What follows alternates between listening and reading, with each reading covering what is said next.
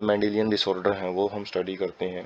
सबसे पहले genetic disorder grouped into two categories देखे हमने, मेंडेलियन डिसऑर्डर और क्रोमोसोमल डिसऑर्डर के अंदर इनको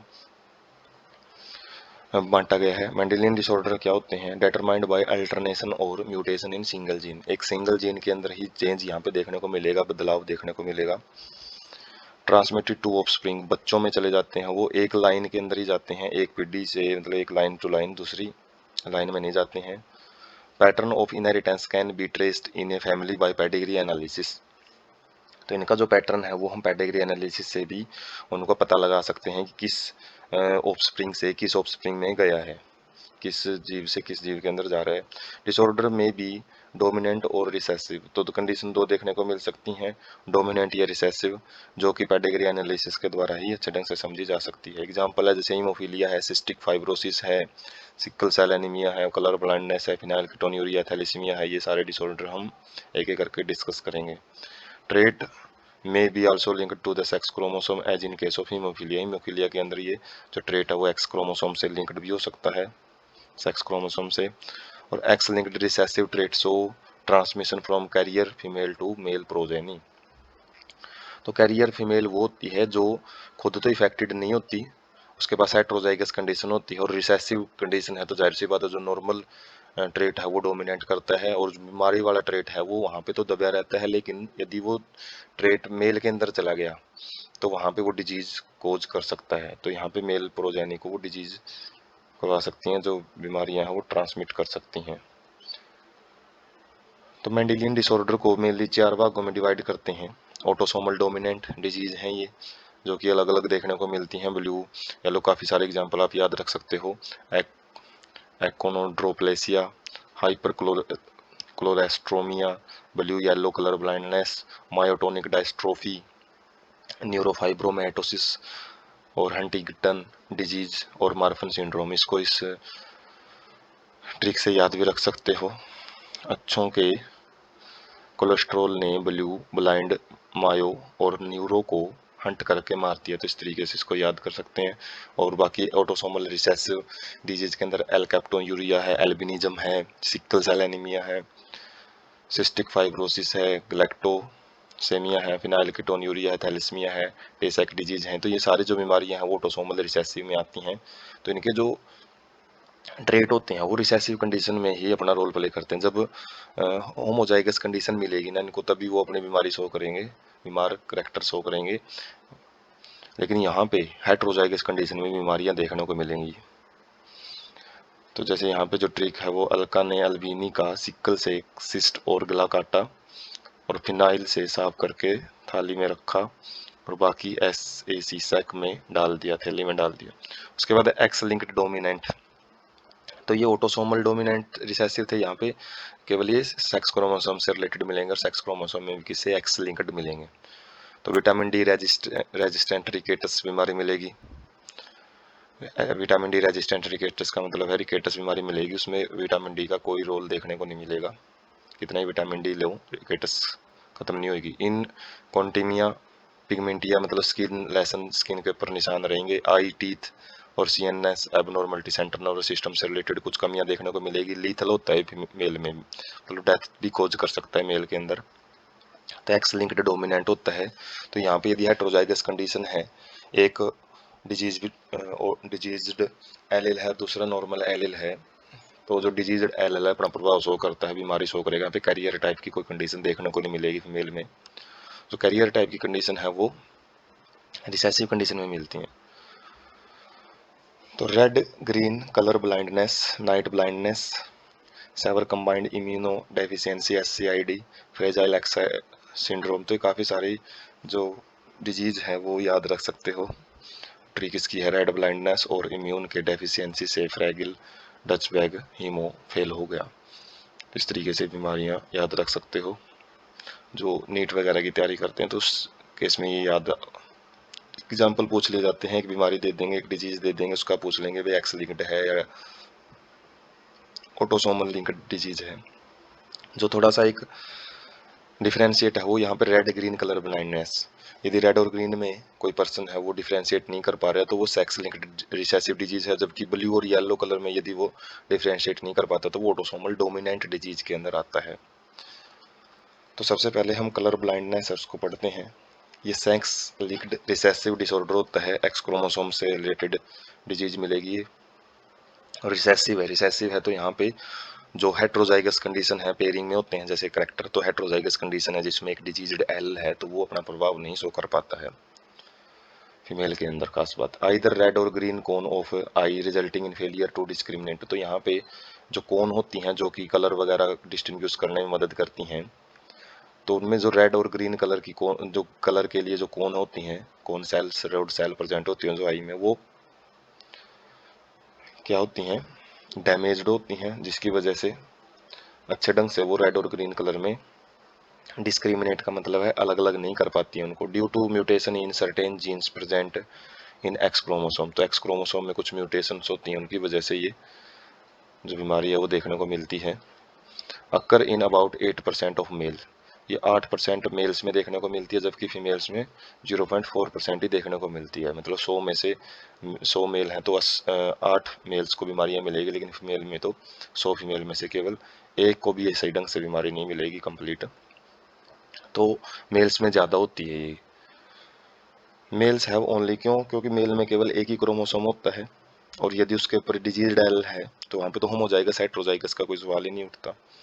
जो एक्स क्रोमोसोम सिंगल ही है, यदि उसके ऊपर यदि डिजीज एल है तो वो इफेक्टेड मिलेगा, 50% चांस होते हैं, जबकि फीमेल में 2 एक्स क्रोमोसोम होते हैं।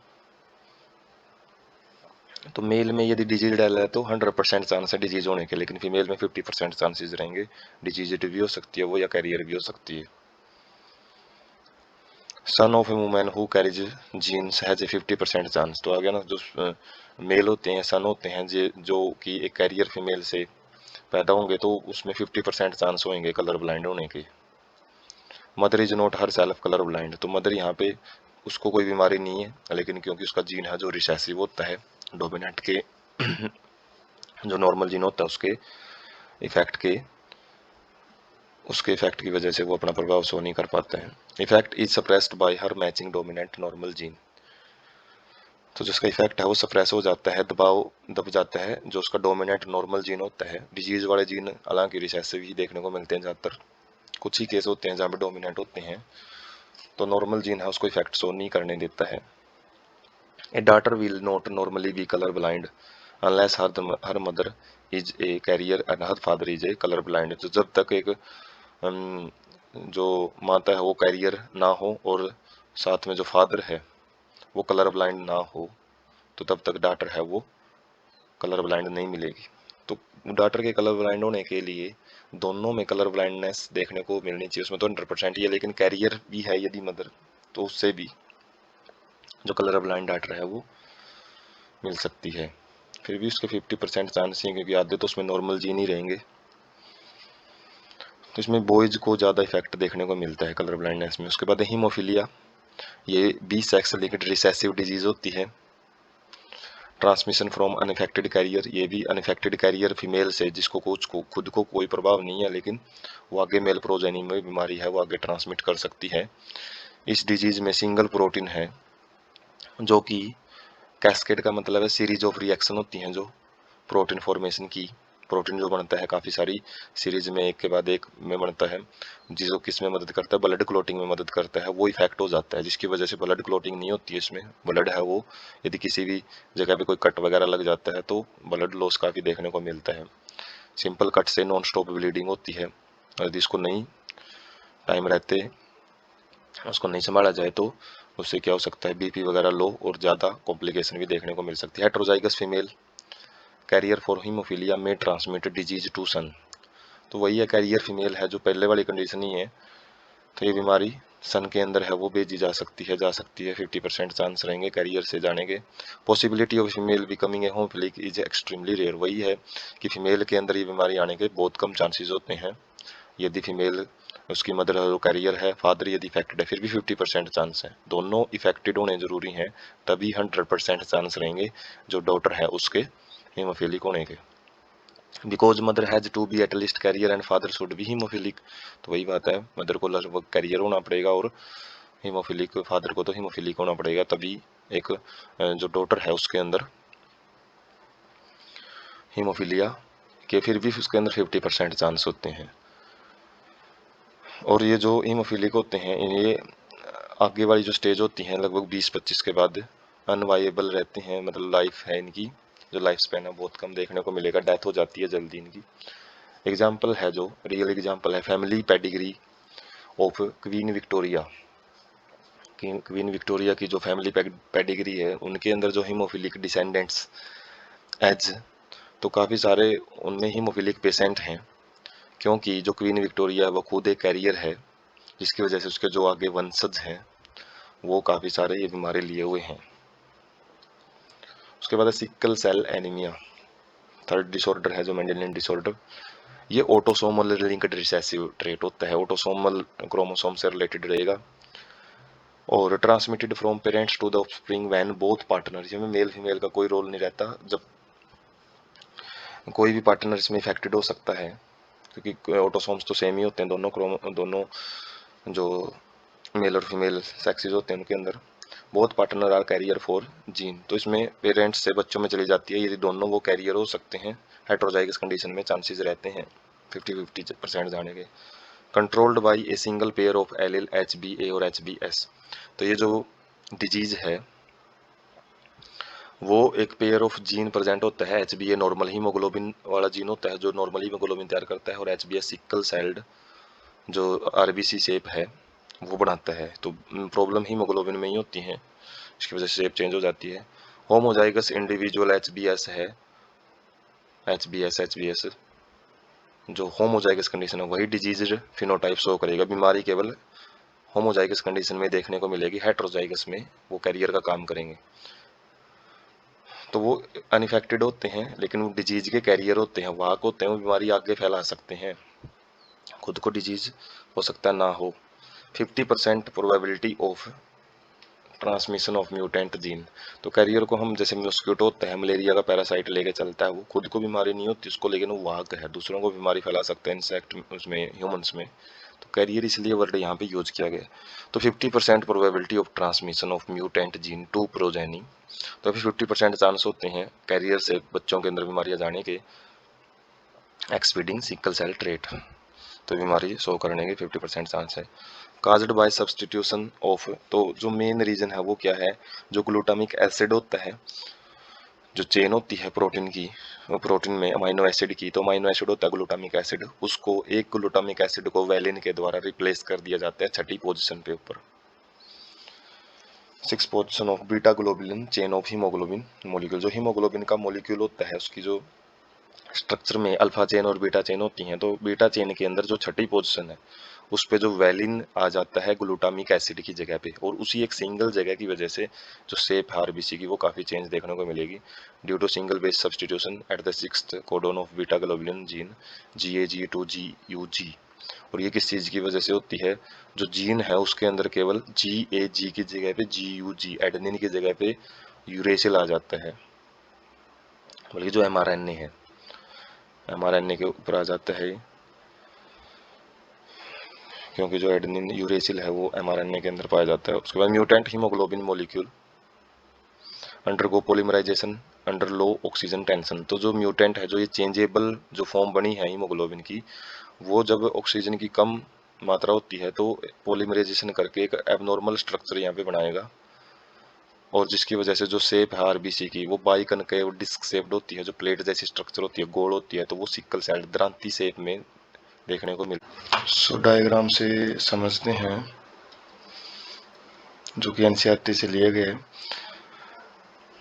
कि जैसे जो नॉर्मल आरबीसी हो बाइकनकेव डिस्क शेप्ड स्ट्रक्चर होती है इनकी, और इनके अंदर जो GAG है जो नॉर्मल जीन है उसकी जगह पे GTC आ जाता है, T आ जाता है एडेनिन की जगह पे थाइमिन है, और उसके बाद जो mRNA है उनके अंदर GAG की जगह पे GUG आ जाता है, और उसी एक सिंगल नाइट्रोजीनियस बेस पेयर की वजह से जो ग्लूटामिक एसिड है छठी पोजीशन पे उसकी जगह पे वैलिन आ जाता है, और जिसकी वजह से जो शेप है वो कितनी ज़्यादा कन्वर्ट हो जाती है सिंगल एक पॉइंट म्यूटेशन की वजह से, वो सिकल शेप्ड स्ट्रक्चर देखने को मिलती है।